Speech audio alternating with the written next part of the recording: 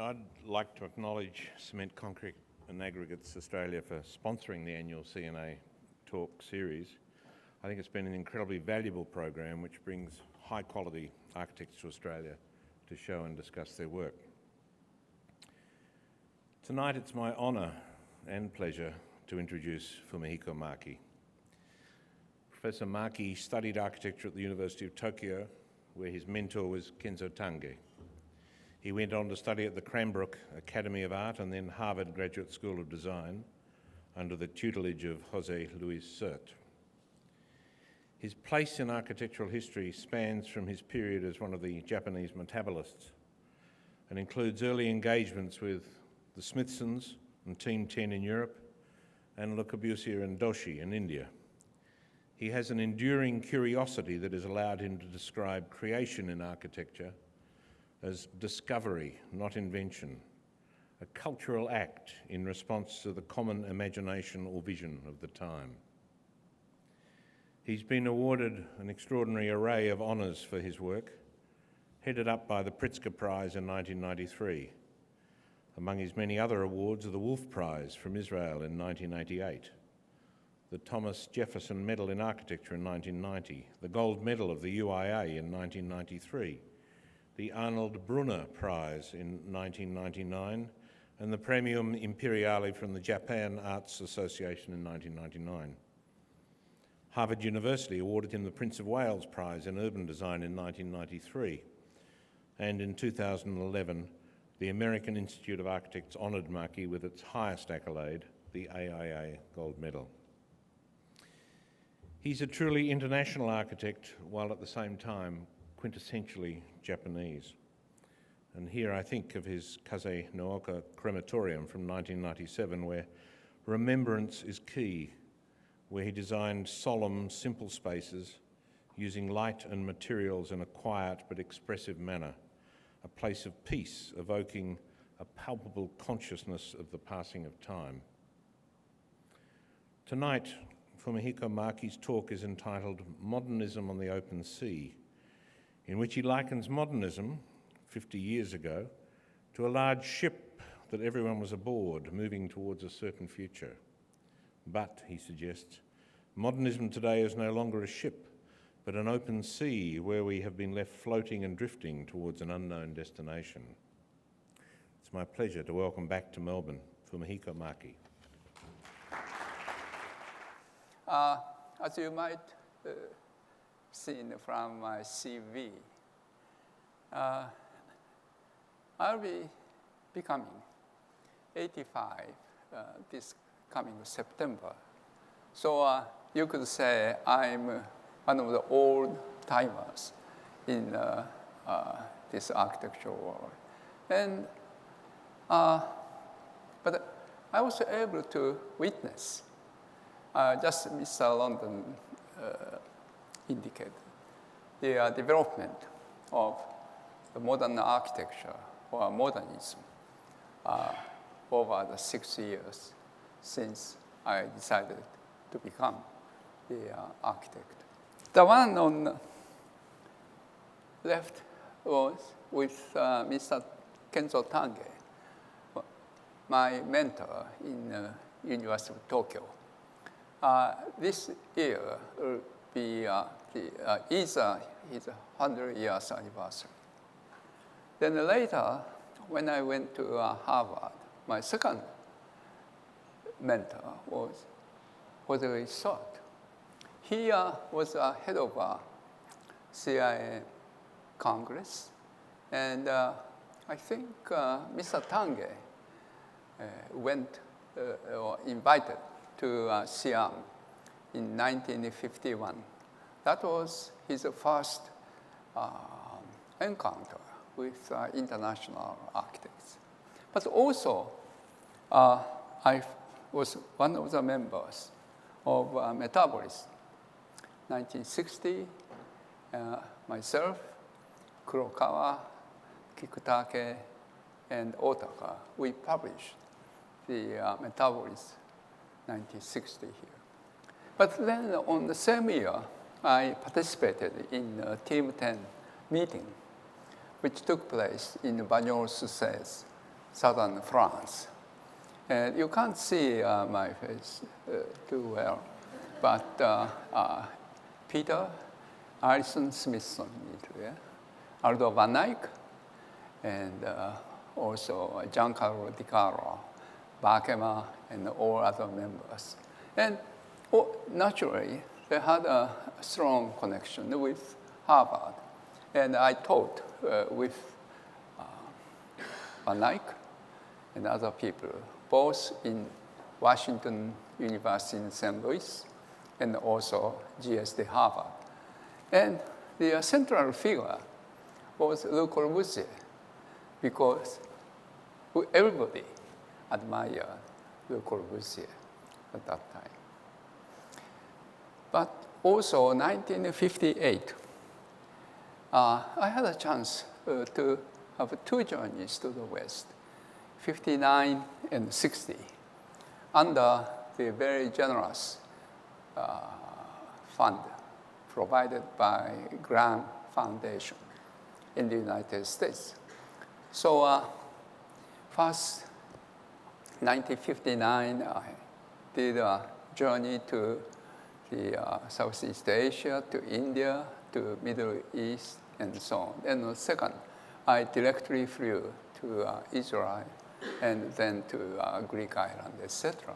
But during those 2 trips, what impressed me most was the way human being treated.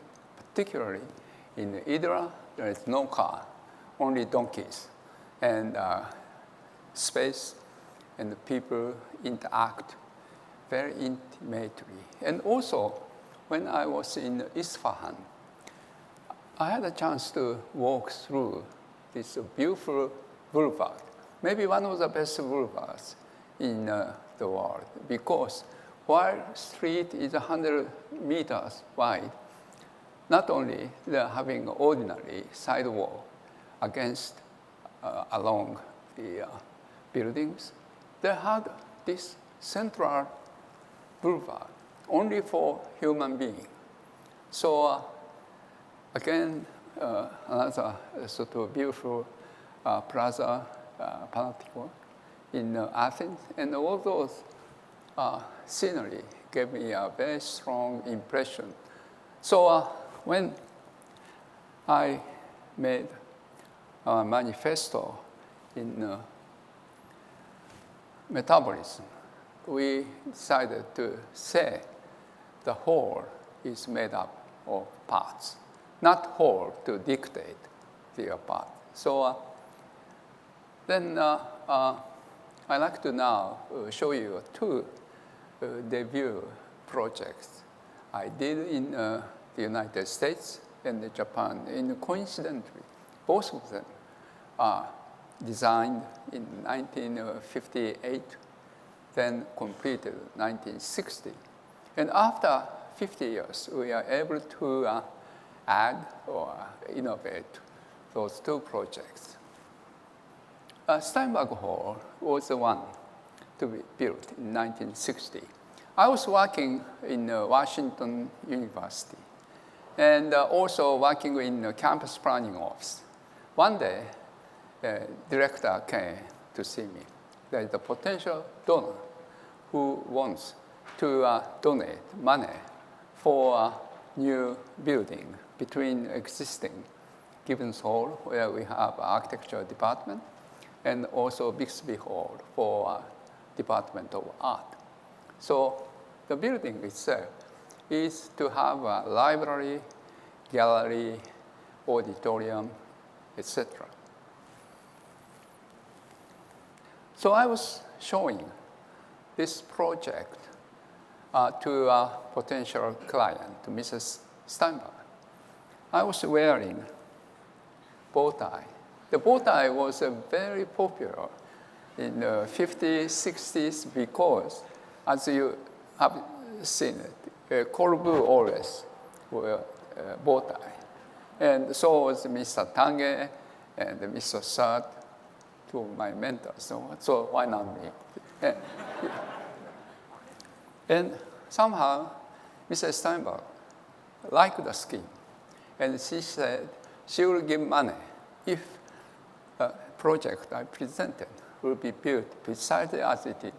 So it was, again, a time of very generous patronage. Had this been today, I think the project not go to me, because I was nobody at that time. I have never experienced in designing a library, gallery, etc., except in the studio as a student. So looking back, such a time existed. And this is the Steinberg Hall, built in 1960. And I was fortunate to design 2 additional buildings to make a complex in the 2005. This time, the project didn't come through directly. I had to be interviewed with quite a few other architects, but fortunately, I got a second phase as well. And second phase called San Fox School of Design and Visual Arts. You could see a skyline of St. Louis downtown with famous Jefferson Memorial designed by Eero Saarinen.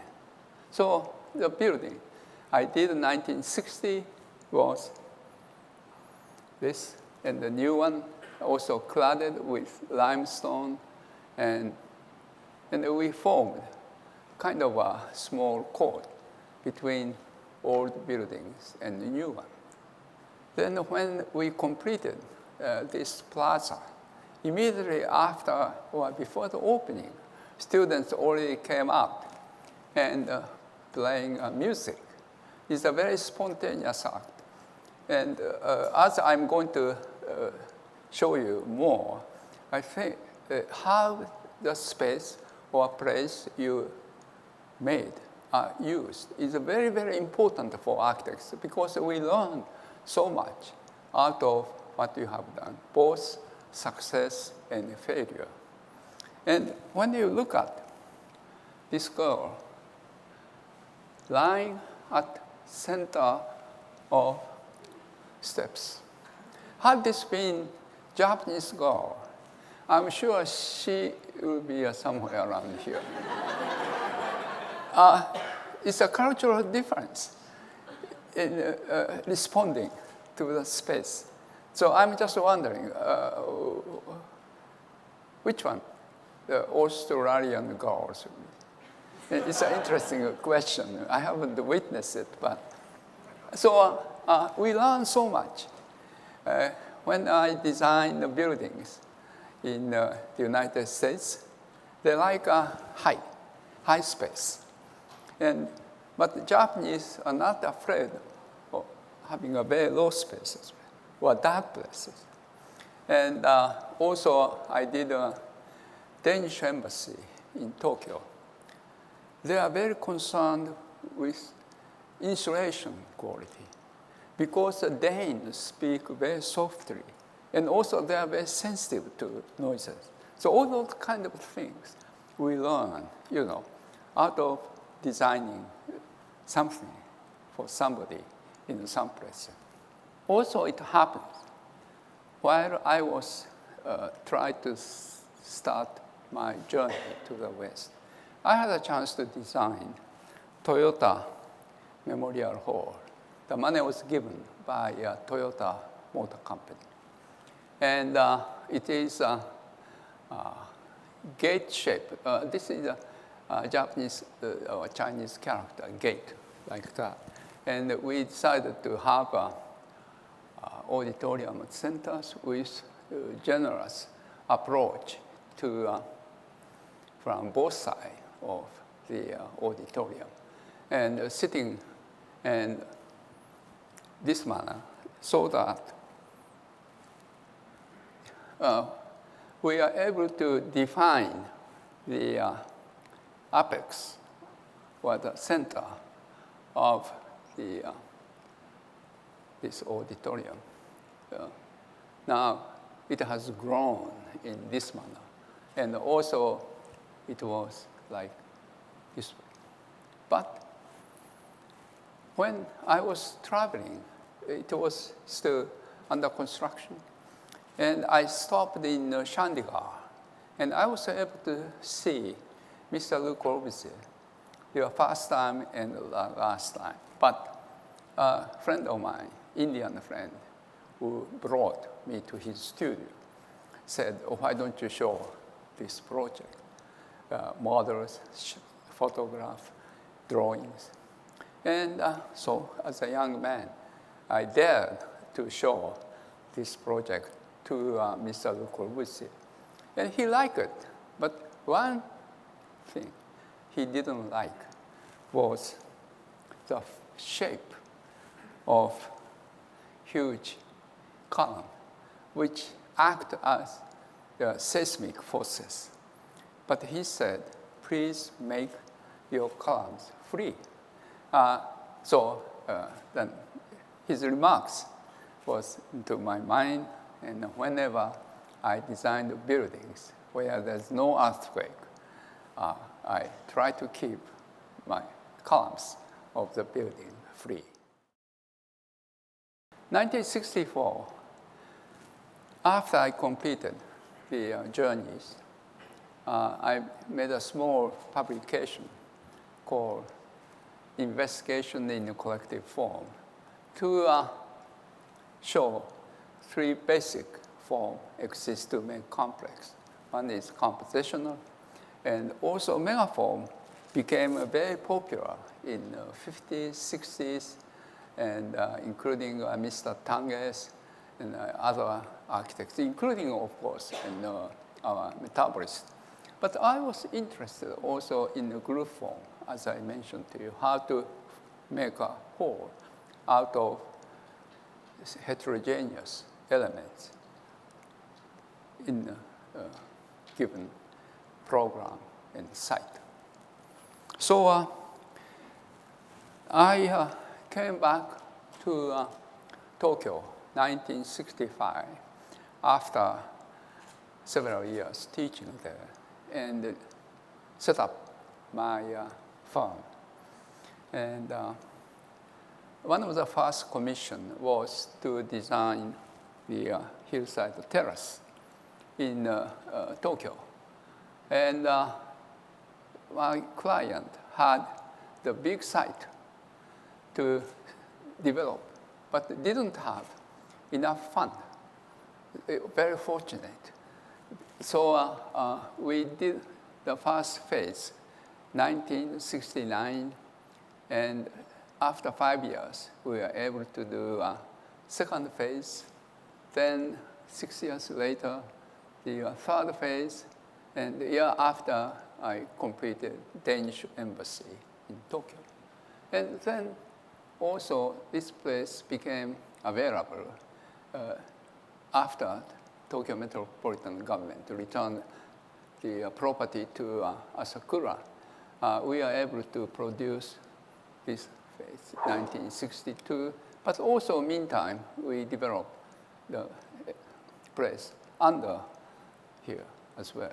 And also, our client had a big old house before. And beginning of the 21st century, it was given to a government. The government decided to make this is one of the public gardens and so on. So altogether, we were able to form this complex. It shows first and second, first phase, second phase. Then the view on this wide street was just like that. This street photographs were taken when I started the design. So Tokyo had changed in over the 25 years. There's a certain principles in all this design. We try to line up the height of facade in this way. But also, as indicated here, we try to make many small open spaces, public space, it is very important to connect those things. But also, because of irregularity of site, every time we did the next phase, the open space created between are different in size, scale, and form as well. And you could, but then it gives a more humane quality to those buildings. And also, house form. When I did the first one, that was a maisonette. And the second phase had an apartment around court. And the third phase faces cliff. So we had a number of the terrace houses. But when we were doing this one, a small apartment became very popular in Tokyo, the market. So we also made one-room apartment as well. But when we are doing this one, 6th phase later, many people wanted to have a place where they can do some work and also live. And so we made a living space much bigger than those other places. So what is significant is over 25 years, those developments could reflect changing lifestyle in Tokyo as well, in a very small scale. So when we completed this complex had different kind of living units, ranging from one room, small, to a fairly large one. And so today, I think the freshness of this place not been lost. So also, we, with the client, decided to make places for art, music, and so on in this small complex to give a more life. But also, those hall, galleries, the library would bring the people on different kind. And also today, if you could say this is a small community, it's a community where the people who love music and art and other things could come together. It was not just the store, retail element, and living. Also, it so happened we had an old burial, small mound, where we have a small shrine, going back to 6th century. And also our client brought small tea house to have on one of the residual places. And also, it's a big estate. The ancestors used to live, represent the all Japanese houses of early 20th centuries. And so it's ours. So again, within this very small compound, there is a variety of things which reflect the different time of our society. And also, it is very important, as I mentioned to you, to have variety of public space. This happens to be a corner plaza in the first phase, and with the first phase development behind it. The second phase, as I mentioned to you, we had sort of an enclosed court with the glimpse of this big green space. The third phase was developed around this small mound with a shrine on top. And 6th phase, we had this kind of open plaza facing to also street as well. So this kind of experience are very important for me. Over 25 years, I was able to observe how those places have grown and how people began to use. But also, I like to go into a very large project we are doing in the 1980s. in several phases. This is the Macquarie Messe, one of the large sort of exhibition space built between Narita International Airport and central Tokyo. And again, you could see different kind of structural systems apply into each element, but also it shows fairly large exhibition space inside with my sketch. And then 6 years later, we asked to do a second phase this one. And first phase is conceived with kind of a silhouette of Hilltown. Whereas on the second phase, I decided to use the wave type structural systems to indicate its identity of the second phase, different from the first phase, called form and counter form. And you are looking at the second phase from the gate of the first phase. Originally, to span 100 meters, I decided to use the catenary force form, but then the catenary form has a low point at center. When you push catenary beam to above, then it produces residual forces to be balanced by tension wires in this manner. That was a sort of concept of this form. But when you look at the Hokusai famous painting, he knew instinctively the balance between the protruded rock and these strings to try to catch the fish. So somehow the low forces are indicated very clearly in his painting as well. Then on 2009, we made a bridge between the first phase and the second phase. But now, I would like to go a little bit into this modernism on the open sea, as I observed lately. As I mentioned to you, I was with modernism since I was a student in the 50s. The biggest change I observed is around 1970. Until 70, all we architects worldwide on a big ship, boat. And with Corbusier, Mies, Artaud, and Frank Wright as owner passengers.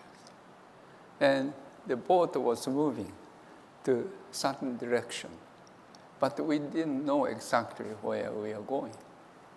But around 7, then, being in the same boat, many architects made friends, but also enemies as well. We fought each other. But with our friends, we formed like a team 10, as I show you.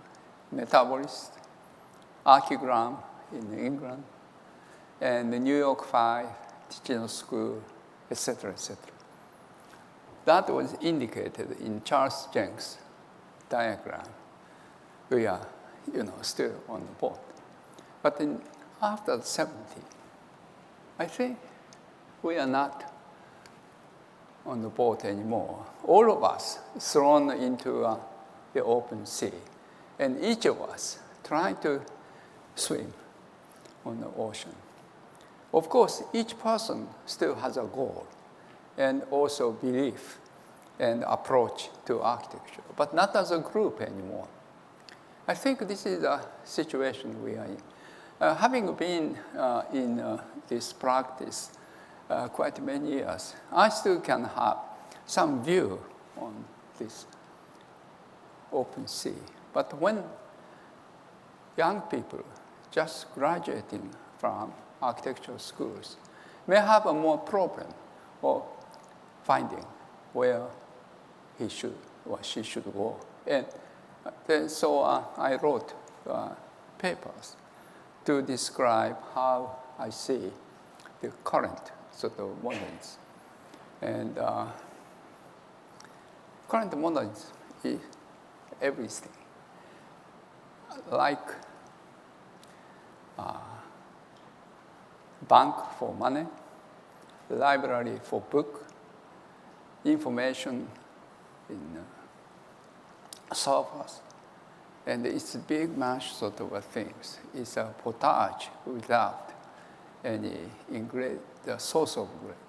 Anyway, but I still think in the architecture, specialization is a very, very important because it is a phase where we intimately have to deal with the human beings, users, potential users, and also even the visitors and the clients and so on. Of course, architecturalization would come in. And then, as I would say later, and still, after building was built, it is given to society at large. And the value of architecture, its success or failure will be determined in time by society. So I still have my personal value in architecture, which is very close to once Vitruvius said, utilitas, firmness, strength and function, that's okay. Then he said venistas. It was interpreted as beauty. I was taught what he said, venistas, the beauty. But lately, some scholar came to say what here really Vitruvius meant was not the beauty, it's delight. The beauty is subject to age, regions, cultures, in the personal taste, whereas the delight is more common value among everybody in any time. So anyway, so I think when we design something, how we can satisfy spatial requirements, which is able to give certain delight to people who are in it. So I'd like to show you next 3 projects as a sort of examples how I try. First one was the Media Lab, completed 2010. And it is an extension of old Media Lab designed by I.M. Pei. Then the space became too small, so we had this new extension. It's a whole MIT campus with Harvard campus behind it. And 100 Memorial Drive here in the front. And as I remember, when I was a student, all Harvard and MIT students invited to the top of this apartment for MIT people to just get together. But I've never thought, after 50 years, I might be designing this building. And Nicolas Negroponte and John Mitchell are 2 driving force for making this building. And some of you might know Mitchell was from Australia. And he was a wonderful supporter for this project. Unfortunately, he passed away a few months after the building was completed. But I owe him very much because we had a difficult years, 10 years before we were able to realize. And he was really encouraging person. And so Nicholas Negroponte said, we like to have big house. And as Alberti, famous Renaissance architect, said, house is a big city, a small city. The city is a big house. And I think he was not talking about form or scale. He was talking about spatial quality. And they had 7 independent, identical lab. And so we made these 7 tag combined together, staggered a little bit, both this way and that way. And also having the central plaza on the air, you are able to produce verticality, horizontality, and diagonality on the sight lines, and also all those places has a transparent wall. So you are able to see yourself without any problem in this big house. This shows the view scenery of research lab, where anything can go. And people are able to stop in and see inside, chat with people. It's a very friendly sort of atmosphere as a researcher. And on the second floor, you have the senior person's small nuclear. And so you could see each laboratory space, which are mostly identical, staggered in this manner and also that manner, with a central atrium, which is more transparent.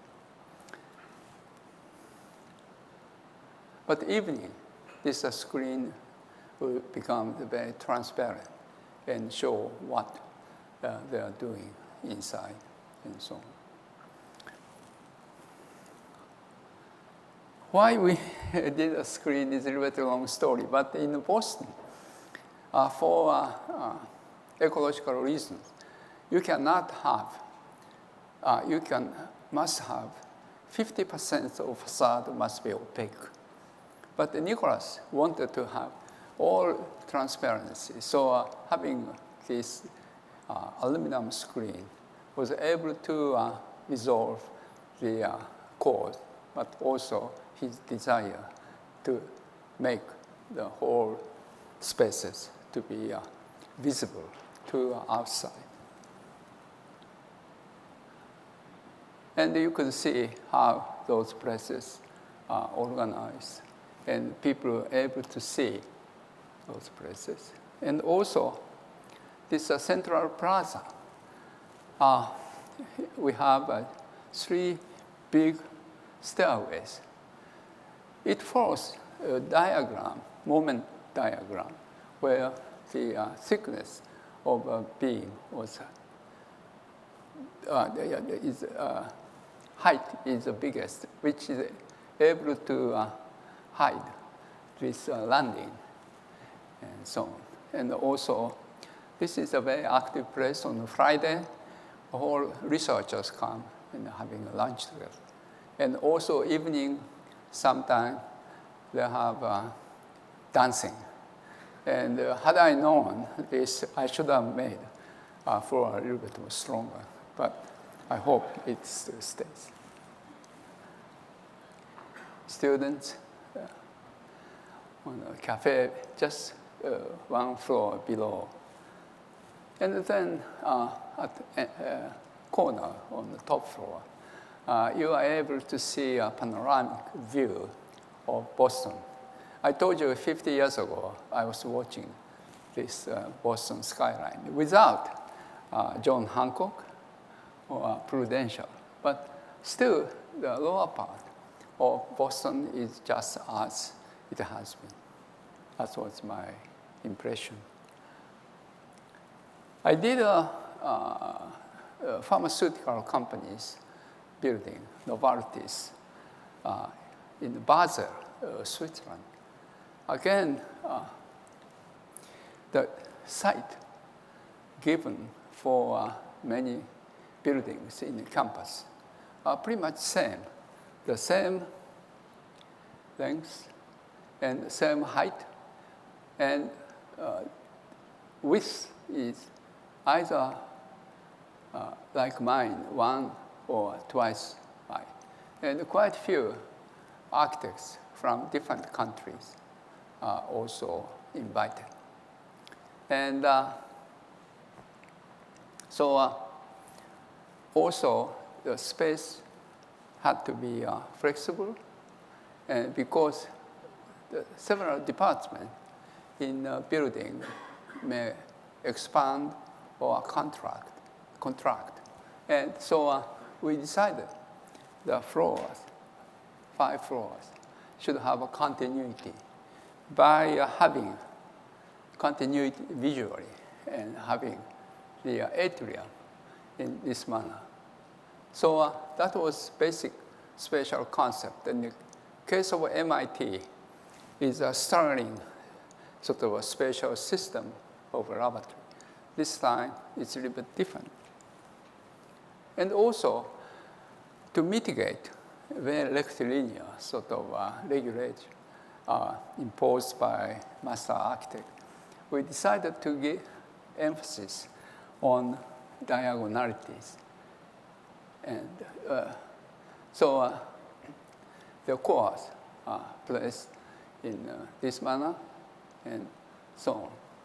Also, with workstations, should have a small sort of a place we call bubble for meeting or private telephone conversation and so on. So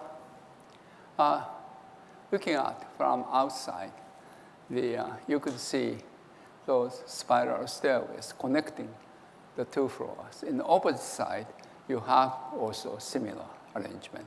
And also corner, the terrace you have there as well.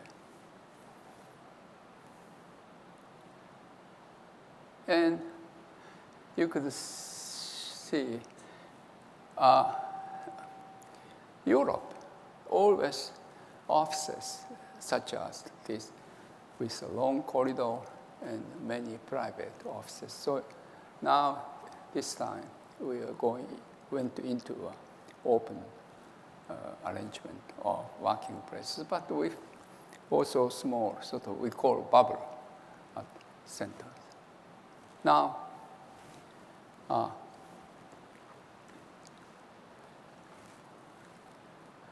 we produced these spiral stairways, and below we have an informal gathering space with a small kitchenette, so people can rest or just chat. And also, we produced this small terrace, and which is very popular for a small conference or just chatting in a good time for the weather. So altogether, again, this is a kind of a way I try to always humanize the spaces. And MIT had a conference a few years ago to celebrate 25th year's anniversary.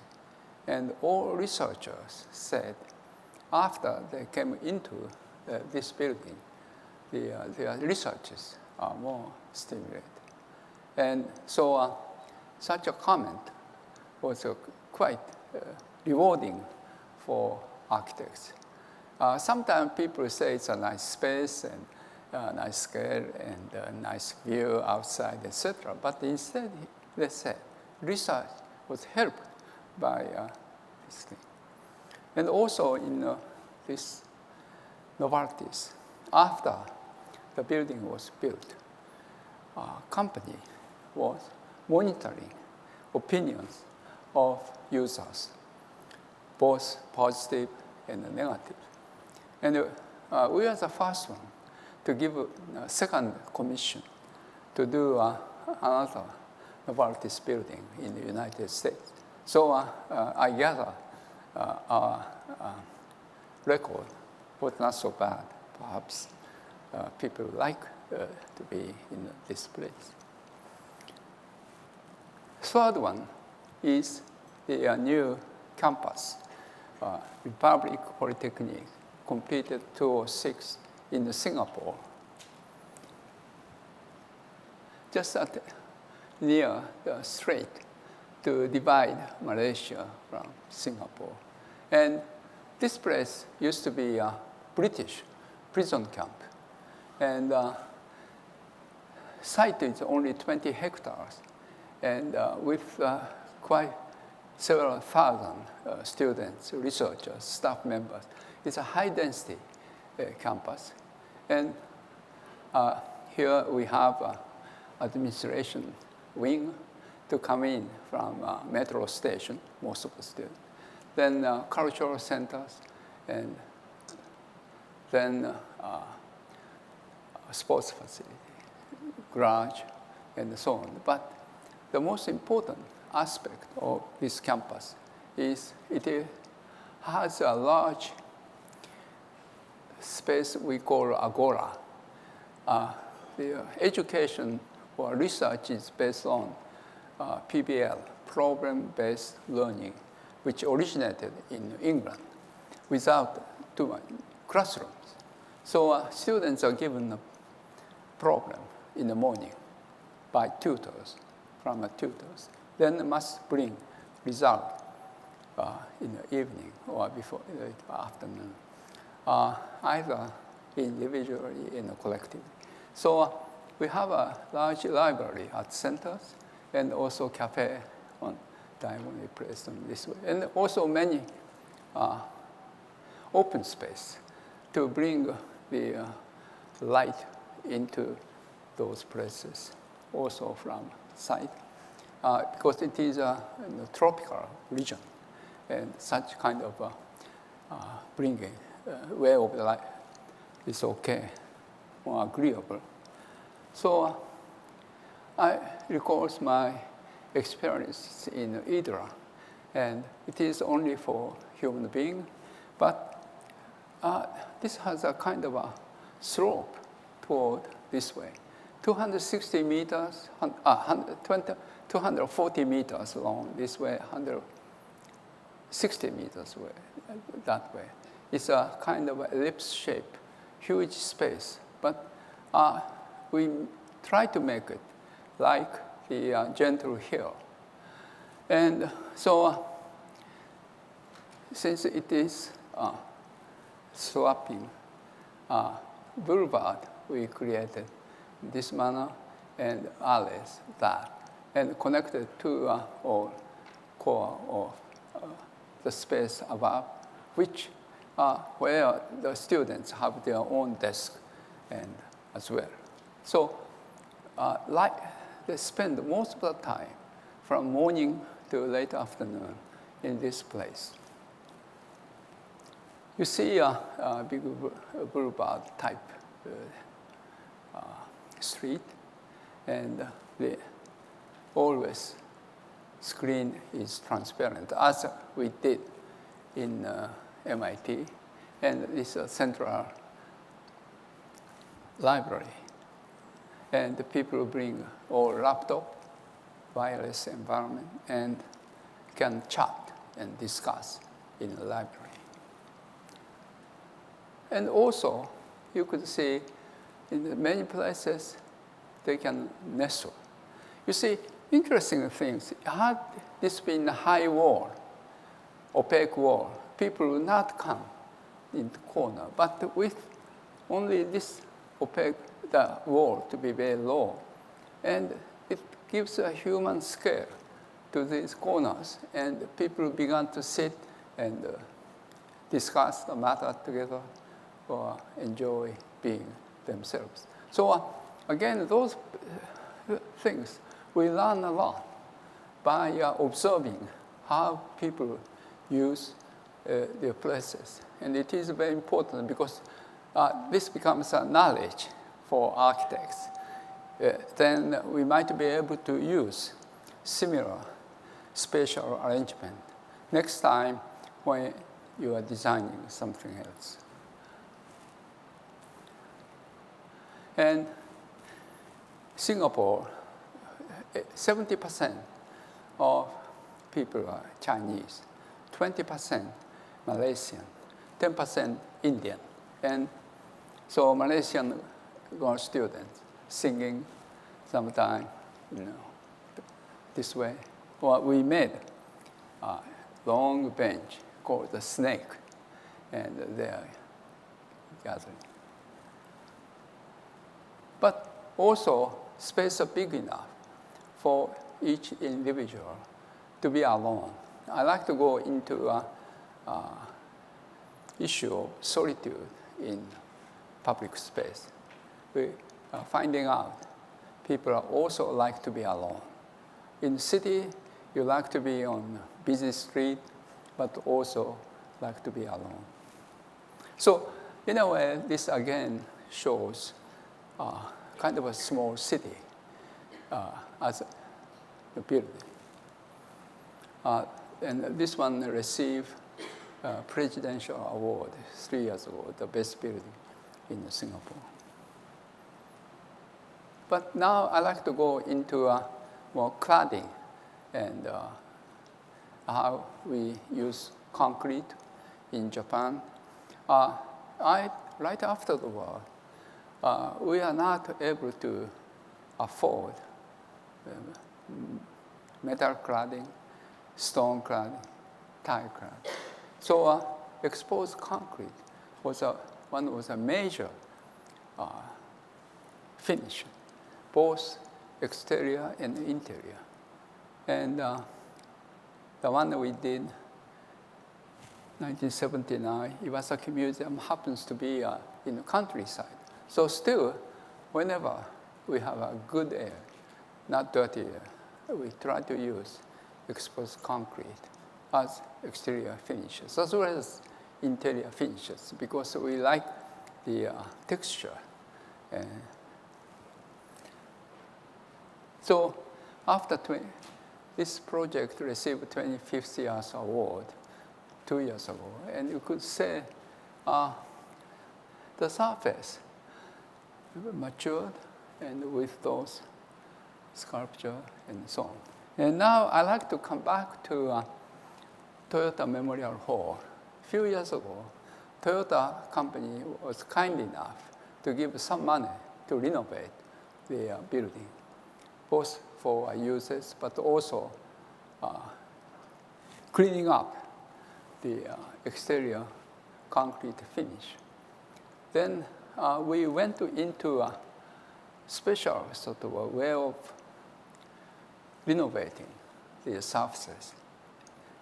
We took off 30 millimeters of concrete from surface, not impairing the reinforcement, the steel.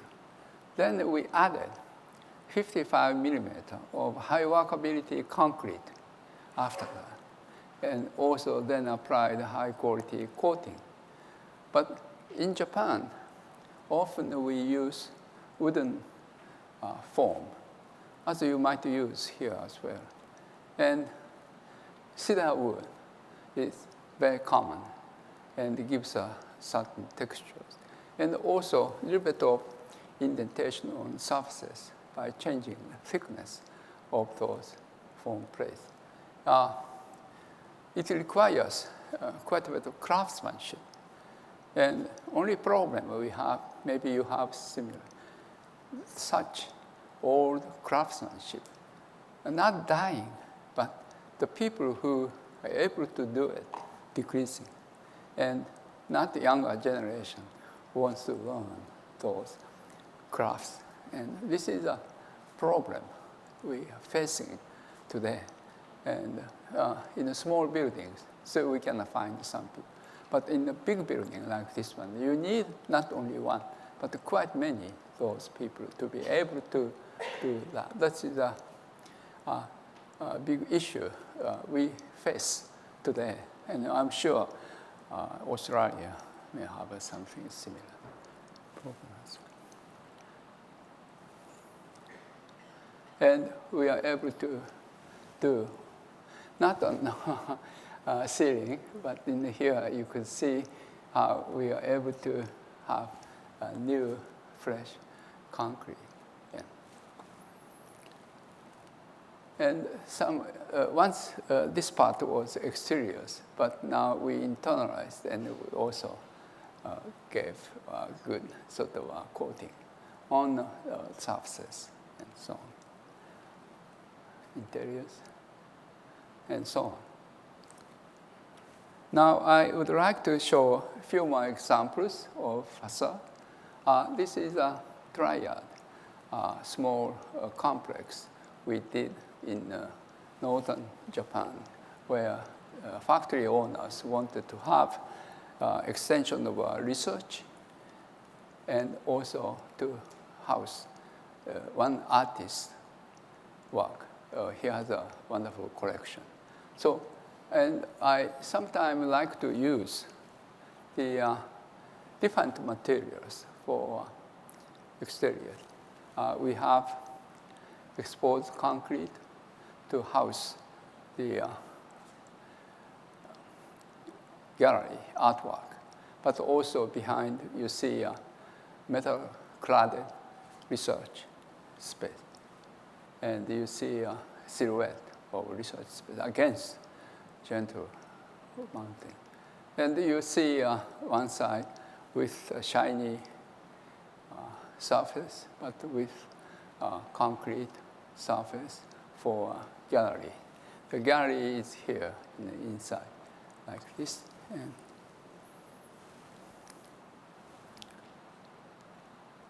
in the winter time, when it snows, they like. But also, we made a small guardhouse at the entrance, and I used a small slope to have a cantilever, the guardhouse. Again, surface, concrete, and then glass at the face. I did a Kaze-no-Oka crematorium, 1997. And crematorium is generally a not welcome facility in a crowded city. But so with the mayor, we decided to have a big park in the front to also de-emphasize the architecture and to make those like pieces of sculptures. And it is located in southern Japan. And we cremate people. And I understand now more and more Western countries are getting into cremation, not the burial, because it wouldn't take perhaps too many big spaces in the cemetery. And you arrive with coffin, and then go to the entrance, and you give a first farewell rituals, then come into a primary cremate, give a final farewell, and the body goes to incinerate to cremate. So meantime, you wait here. Then after cremation done, you go to enshrinement room to pick up bones and ashes, then go back again. So I can just show you quickly the scenery. And you arrive in court, then you go to entrance with, again, the primordial material like concrete, stone, and so on. Then you go through, and we try to give natural light all different way to give an identity to each space. Now you come to crematorium proper, where you give a final farewell to the beloved. And then we had a big sort of central court to bring a light people would not go into that, but just watch. And the water, sky, and again, concrete wall. And then this is a view to upper stairs as well as lower stairs to wait for an hour and a half. So these are sequences of space with different way of bringing natural light. And enshrinement room are now cremated, bone and ashes brought into here. And the people surround the icon and share those bones and ashes. And you can see they're all going back with white ceramic bowl. Now, looking at from garden side, we gave a slope. So we de-emphasize the height of those structures. And curtain and concrete and British tile. Those are sort of view from the garden side. So we, as I said, de-emphasize architecture and more make them like pieces of sculpture. Now we go into a completely different cladding. Curtain wall is always very challenging to us. And this is a New York Times photograph when all four architects made a preliminary study and had a public sort of showing. And Skidmore's first one, Norman Foster second, and Richard Rogers third, and ours fourth. Lipskin's master plan is to try to make a kind of a spiral form in terms of height. So you could see the original tower on here, which turned into a memorial garden and surrounded by those four towers. Unfortunately, after the Lehman shock, those two and second, third towers stopped, and now only two buildings are coming up. And you can see this concept in this one. So we try to also emphasize the end of a spiral in this manner. This is a view of tower right now.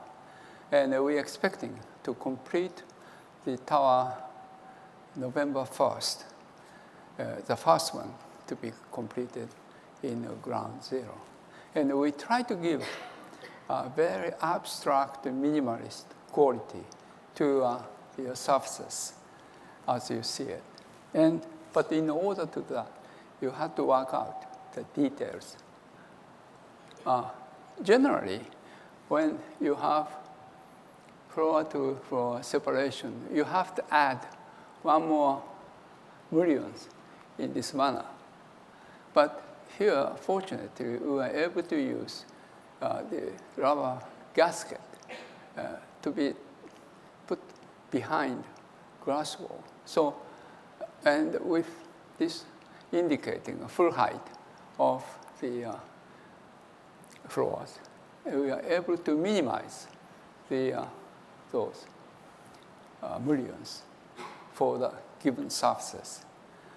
But also, we had to work out structural systems in order to articulate those two forms, parallelogram and the trapezoid on top.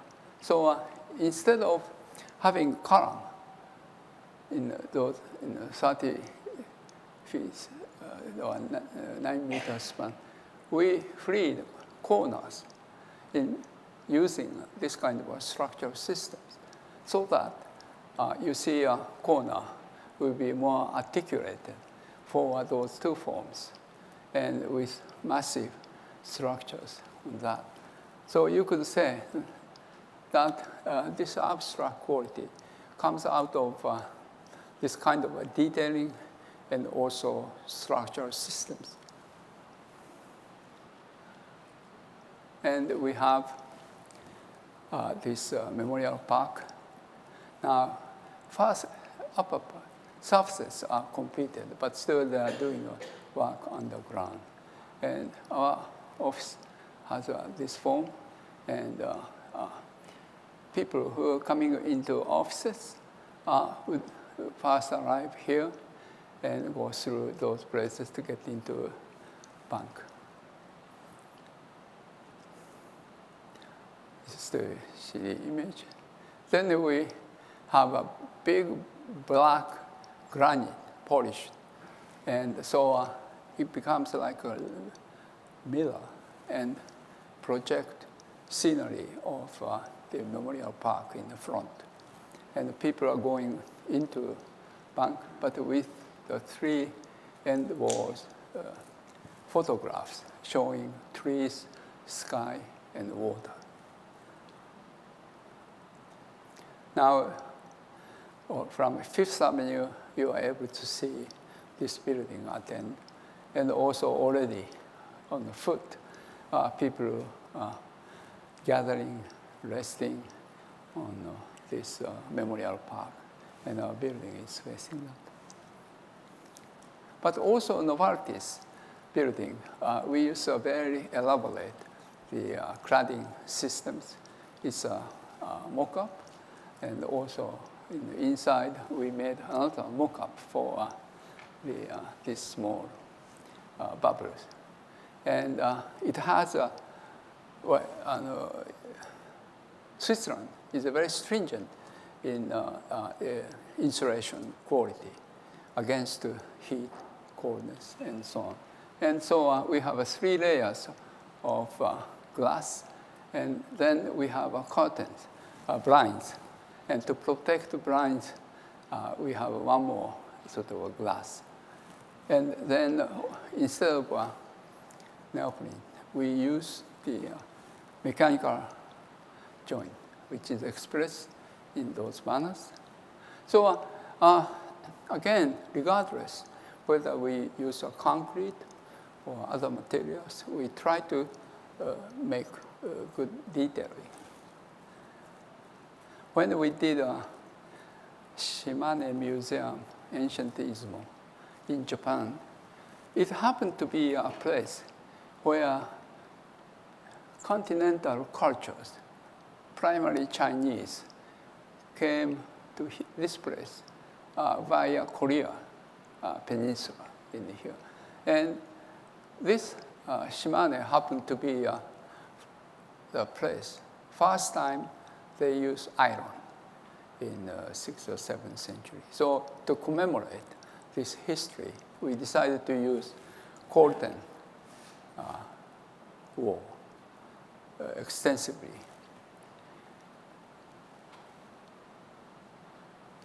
Here.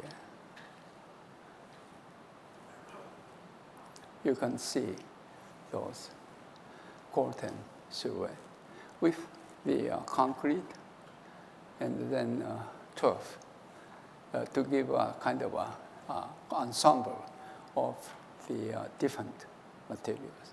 So when we did, right now we are designing the Bihar Museum, Patna, India. Patna is between New Delhi and Kolkata. And the place is, Buddha was born very nearby. So there are many things coming out to house those artifacts, pieces we have. But also, it happens, India was the first place they produced iron. So again, to commemorate, we use the curtain very extensively. This is a view. Now it's under construction, and we expect to complete their building 2015.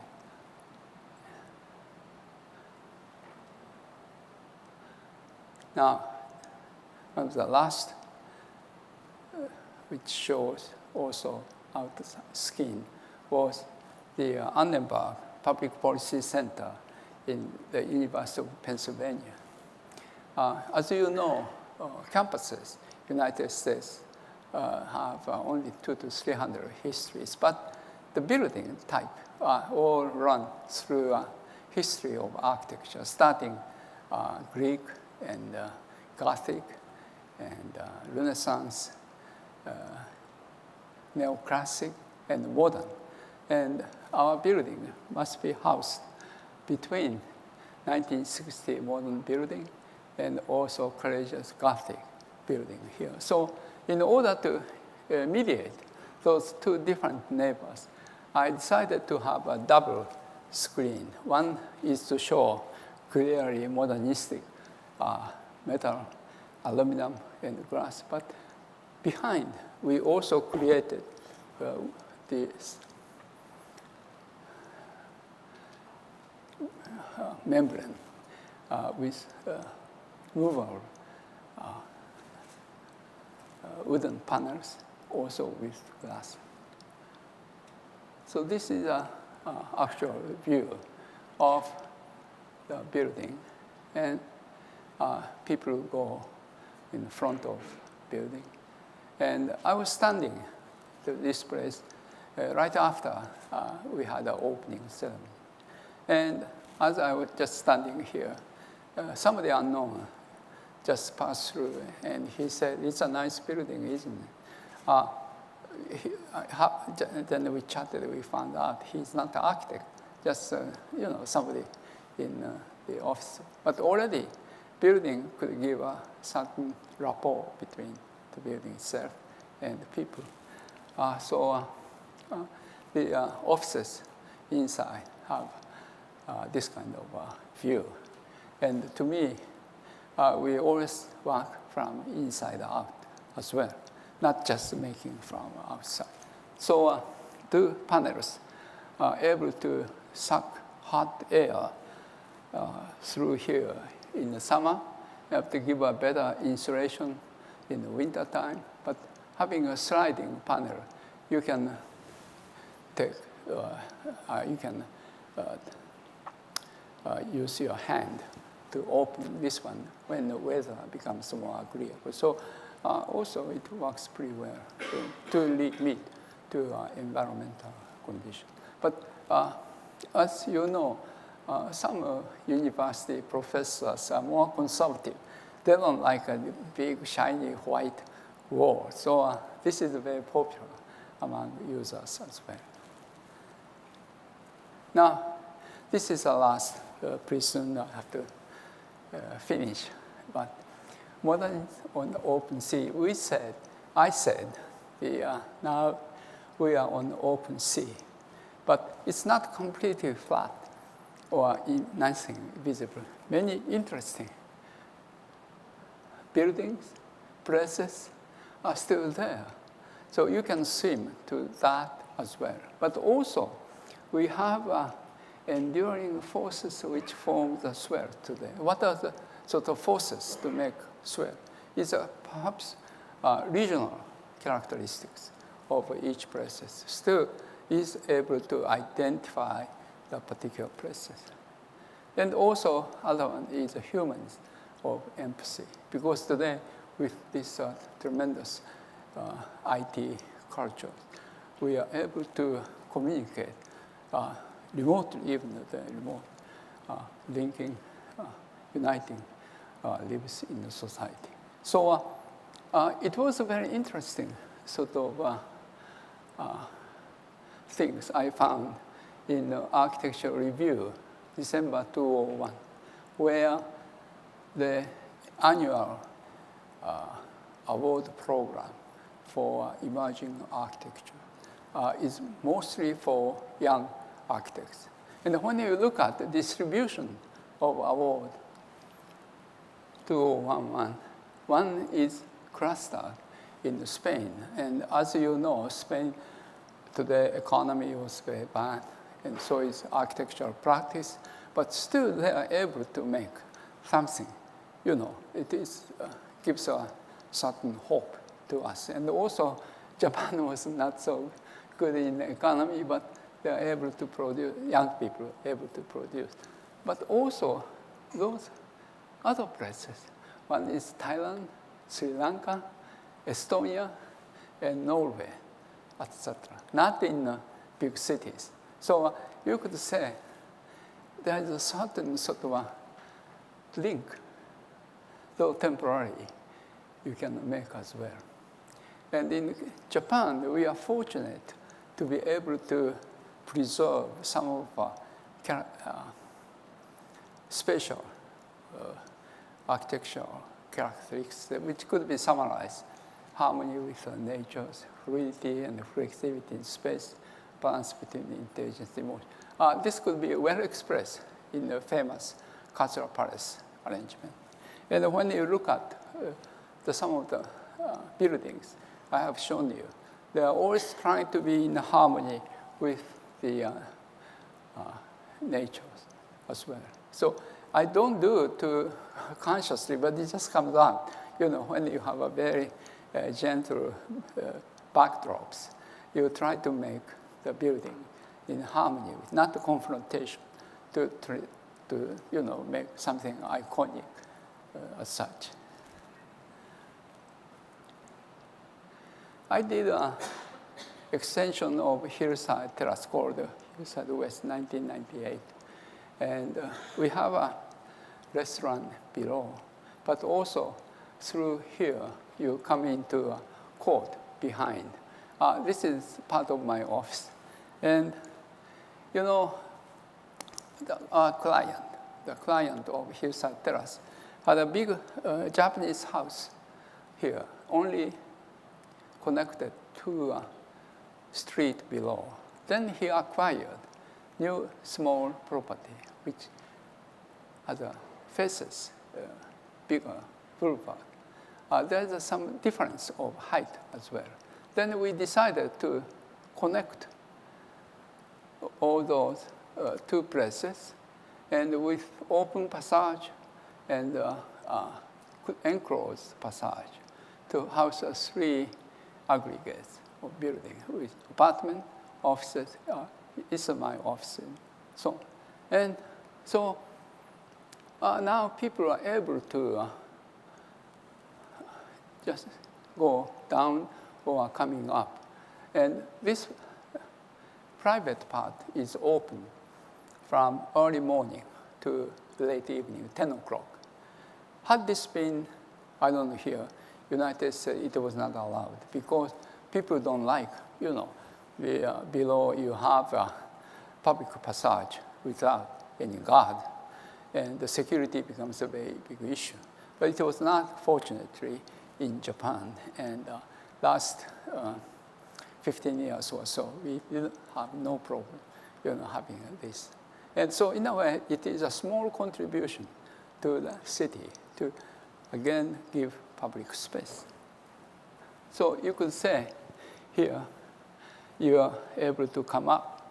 But also Saturday, with a restaurant below, it is becoming a very popular place for wedding reception. So when we are on this side, Saturday morning, you see sometimes the bride and the groom taking pictures. And this is a kind of unexpected scenery, but it satisfies architects because the space given this way able to also provide something for this kind of occasion. I also did a spiral many years ago with kind of a generous esplanade leading people to upper part, foyer of a theater. But we placed several chairs designed by Mario Botta here. And while the interiors changed quite a bit the last 25 years, this scenery always stayed. People like to just sit and watch outside or reading books. And I show these pictures 3 years ago when I gave a talk here in Melbourne. After the talk, young lady came up. When I was living in Tokyo, I was always sitting on this chair. The chair has international endorsement.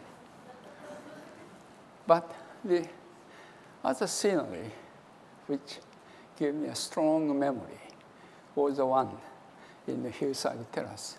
As I show you quickly, we have a gallery, then we have a small cafe in the front.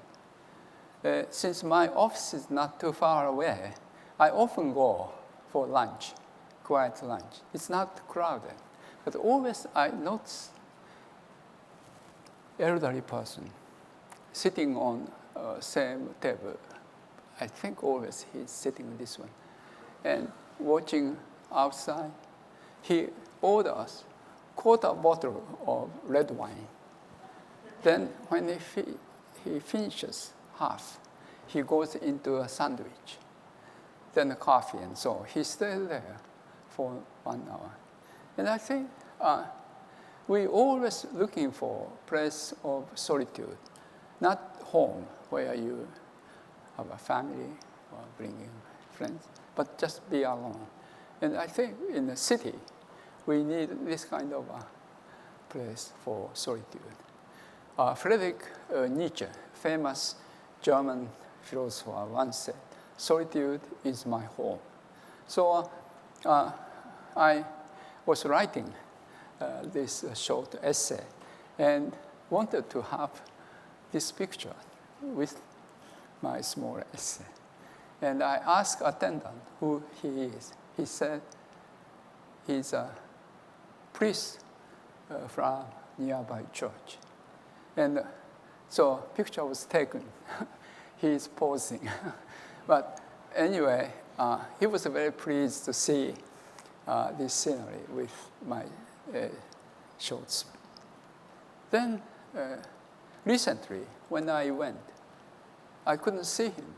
And I asked attendant, what happened to him? He passed away very recently. So now looking back, he might be thinking something on his life or thinking about his religion. I don't know. But anyway, this is a very unique sort of photograph to show, solitude in the city is very, very important. The last picture I'd like to show you is I did a high-density university in Tokyo, completed 2. And being existing surrounding, and also near big railway station, and with the campus with still public street at the center. Together with community, we decided to have no gate, no wall for campus. Everybody can go through these places or penetrate and so on, up to a certain level. And so it's an open campus. Then, after we completed, we have a central plaza for university. But one day, a kindergarten teacher brought kids to be a place they can just go around. And this is probably the first time you see kindergarten kids using university campus. But I was, again, very delighted to have this. Maybe they like round column, because maybe round column is more human than square one, because they can hug.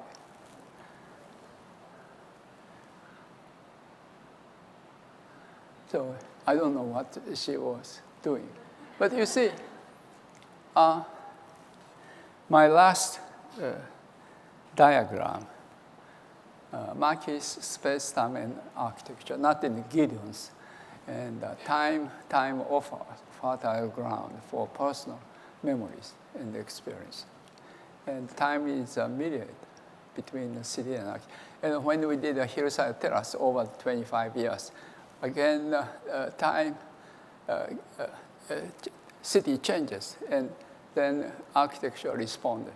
The time is the final judge of architecture. The architecture could not be judged by just a recent magazine or something. Only society would decide how valuable, useful the buildings are.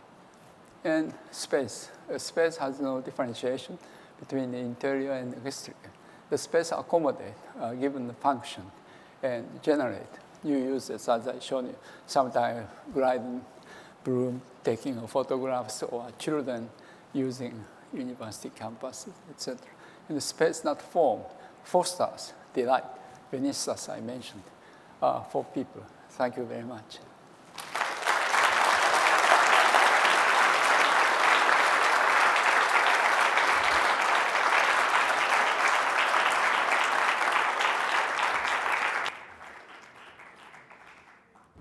Mr. Maki, thank you very much for an inspiring presentation. I wonder if I might hazard to extend that analogy of the boat on the ocean.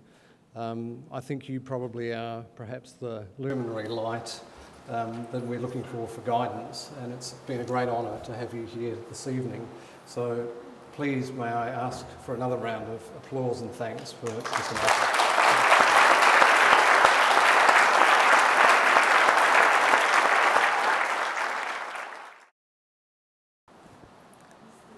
Yes. You've been very influential with your writings about oku, or inner space. I know a lot of younger generations of architects. And I was wondering, when you were describing the solitude in those buildings, do you connect that experience of solitude with the inner space of oku that you've created in your buildings? なんて言った？ソリトゥードに関して、そのマキさんがいつも言ってる僕、奥ごめんなさい、がそれとどう関係しているのであれば。Now, it's not related directly, but when I introduce the Japanese concept of oku, sense of depth, I think crematorium I show you might have given as a good example. Always next space could be felt, not seen directly, but hinted. And I cannot go back to the images, but if you could recall, there is a frontal space, then the space behind, and it gives a sense of depth. And it was same for Kyoto, Machiya, succession of a space, even the thresholds able to provide such sense of depth and not just artifacts like a shoji screen, but the trees sometimes able to show it. And so now, place of solitude. I like a place which has a certain awkwardness, sense of depth, but for some people, it is not necessarily so.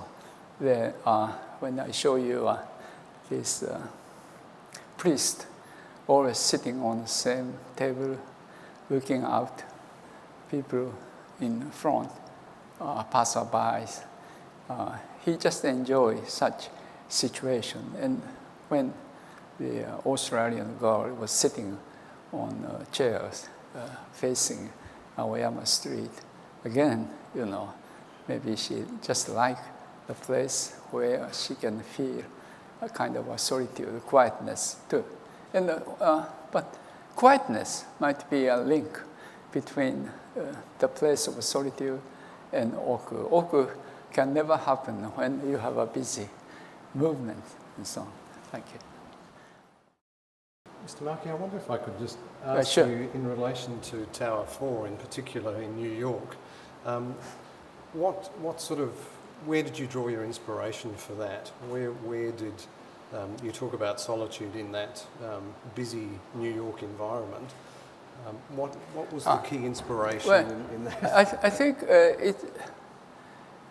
this particular tower has many features. One side, they are facing Memorial Park. So we like to make public lobby facing Memorial Park to be very quiet and with a certain dignity and ambiance. So that prompted to use certain materials, passage and so on. But today I didn't show you, but when you go to the other side, Church Street side, it is a busy street to connect the City Hall to Wall Street, the Path station from New Jersey people to Wall Street, and so was the metro. So I completely changed the ambience, atmosphere of this space construction. So somehow the building itself responds to a different sort of a condition of surroundings in certain ways. And as I said, we knew 3 other towers have more elements attached.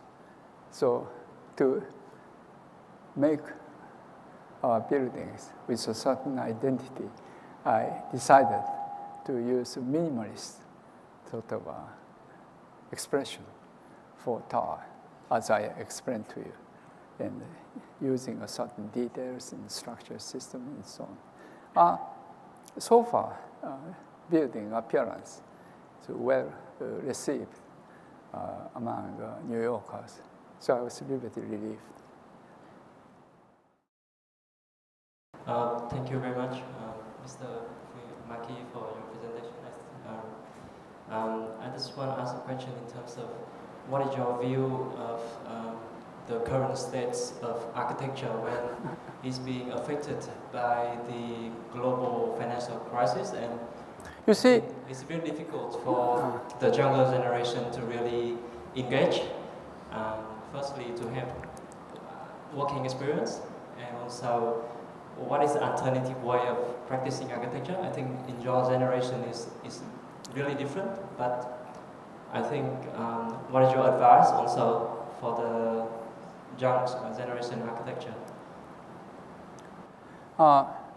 Having been an architect for many years, you just cannot change your style so often. Take an example of Philip Johnson. He started as a musician. When I was a student, he came to school. He just said Mies was the greatest architect of that century. And then he moved to postmodern.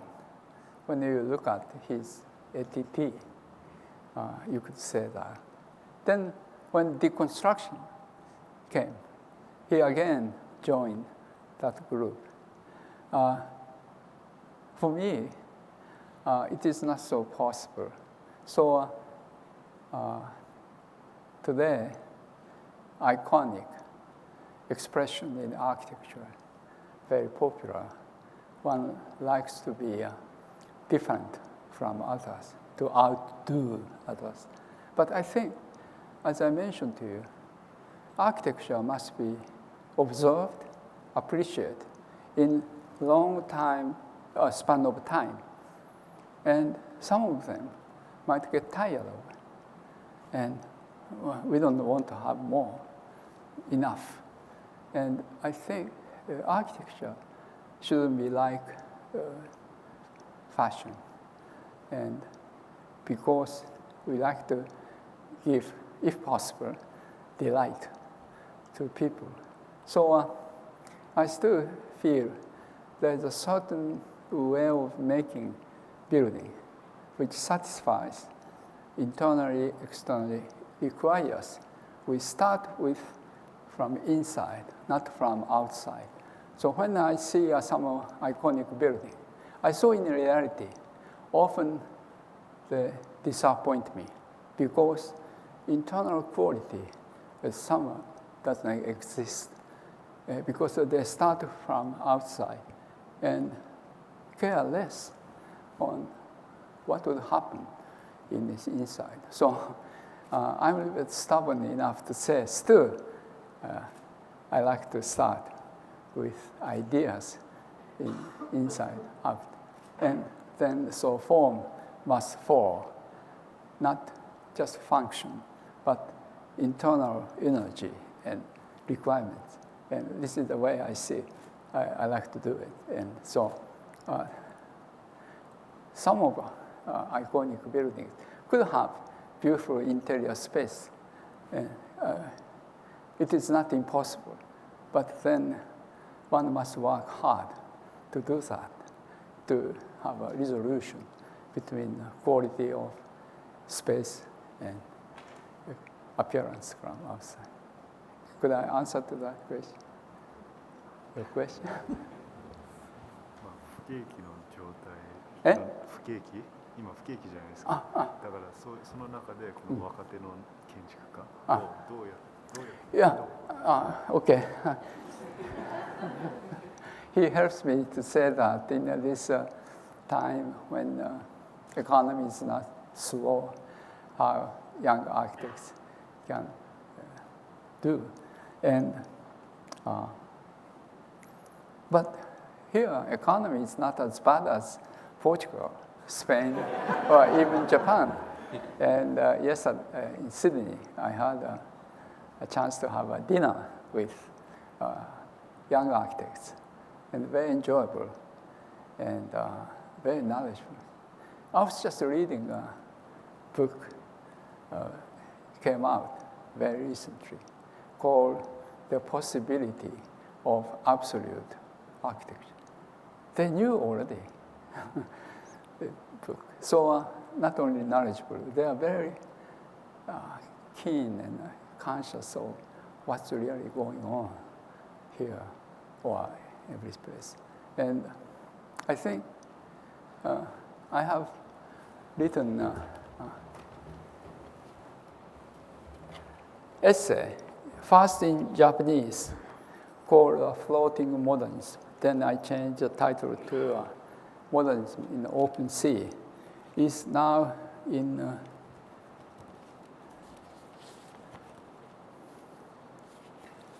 English. It will be published soon. The reason I wrote this one is when I was standing in the front of office, tried to cross the street. One young man came. Are you Mr. Maki? I said, yes. While crossing, he said, what would be your future architecture? I couldn't answer to that. But when I received students from the United States, they gave me exactly the same question. So I can see, kind of anxiety young people have, what they should do in this open sea.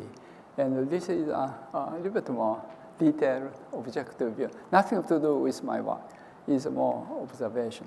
And I brought a CD and give to you. And some people may like to read it. It will be published in A+U sometime, a few months later.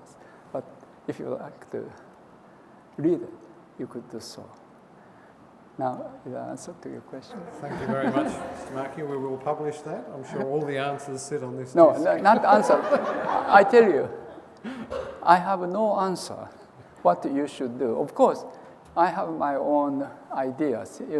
Space is more important than form, and the socialization process is very important in architecture. But here, I just try to give how I see this open sea today. That's all.